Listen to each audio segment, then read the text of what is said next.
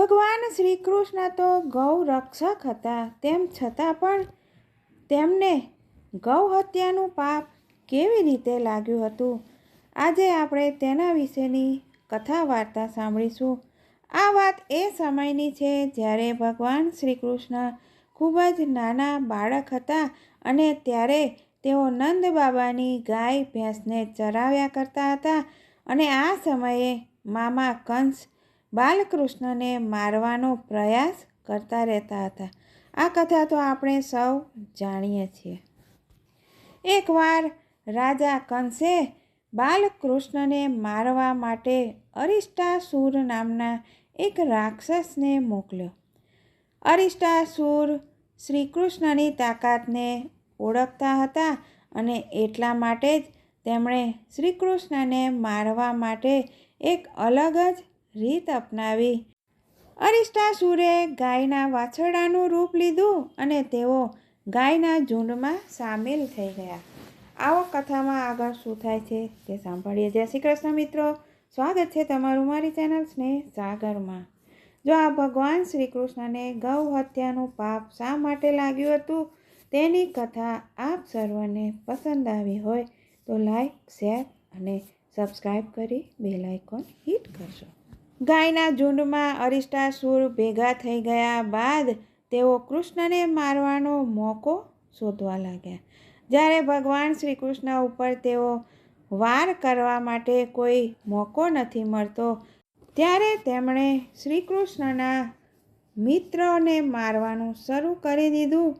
જ્યારે ભગવાન શ્રી કૃષ્ણએ પોતાના બાલ સખાઓની આ હાલત જોઈ તો તેમને ખબર પડી ગઈ કે આ કોઈ રાક્ષસનું જ કામ છે. અને પછી તો જોવું જ શું, ભગવાન શ્રી કૃષ્ણએ ગાય રૂપી અરિષ્ટાસુરની પગ ખેંચીને તેને જમીન ઉપર પટકી દીધો, જેનાથી તેમનું મોત થઈ ગયું.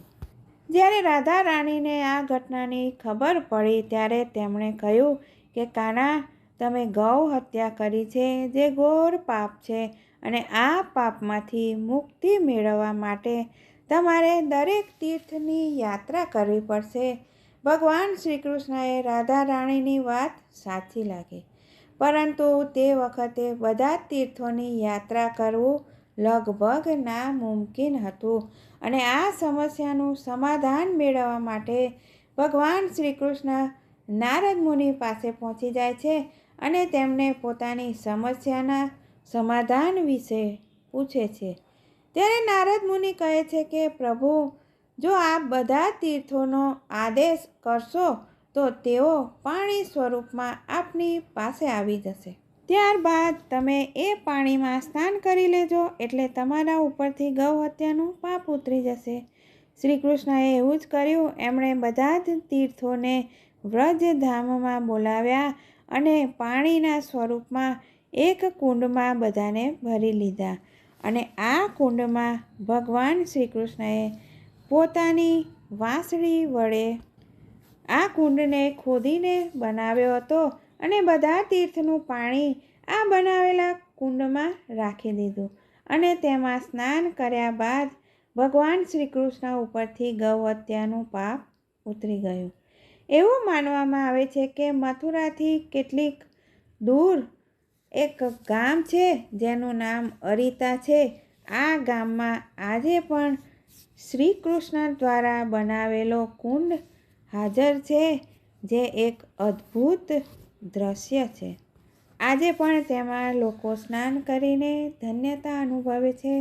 જય શ્રી કૃષ્ણ. ફરી મળીશું આવા નવા વિષય સાથે.